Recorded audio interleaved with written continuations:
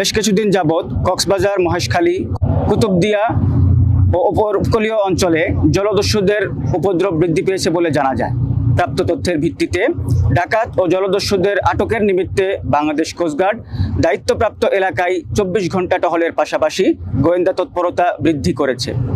এছাড়াও আধুনিক সক্ষমতা ও প্রযুক্তি নির্ভর জাহাজ ও উচ্চ গতিসম্পন্ন স্পিডবোটের মাধ্যমে টহল, রাডার ব্যবহার, অটোমেটিক আইডেন্টিফিকেশন সিস্টেম, ভিএইচএফ এবং ইউএইচএফ কমিউনিকেশন সিস্টেমের মাধ্যমে আমরা বাংলাদেশের সমুদ্র সীমা এবং উপকূলে নিয়োজিত সকল জাহাজ এবং সন্দেহভাজন বোটের গতিবিধি পর্যবেক্ষণ করে থাকি।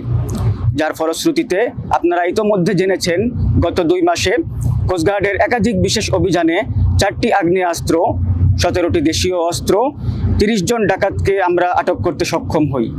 এছাড়াও ডাকাতের কবলে জিম্মি থাকা 32 জন বাংলাদেশি জেলেকে আমরা উদ্ধার করতে সক্ষম হয়েছি। এরই ধারাবাহিকতায় আজ 27 ফেব্রুয়ারি 2026 তারিখ শুক্রবার Bangladesh coast guard base Chattogram, coast guard জাহাজ কুতুবদিয়া, বিসিজি স্টেশন কক্সবাজার, মহেশখালী, মাতারবাড়ি এবং শাহপুরী এর সমন্বয়ে কক্সবাজারের কুতুবদিয়া, মহেশখালী ও তৎসংলগ্ন এলাকায় ডাকাত ও জলদস্যু নির্মূলে এবং সমুদ্রে মৎস্য আহরণে নিয়োজিত জেলেদের সার্বিক নিরাপত্তা নিশ্চিতকরণে আমরা সারাদিনব্যাপী সাঁড়াশি অভিযান পরিচালনা করছি। দেশের সাগর, নদীপথ এবং উপকূলের সার্বিক নিরাপত্তায় বাংলাদেশ কোস্টগার্ড ভবিষ্যতেও এ ধরনের অভিযান অব্যাহত রাখবে।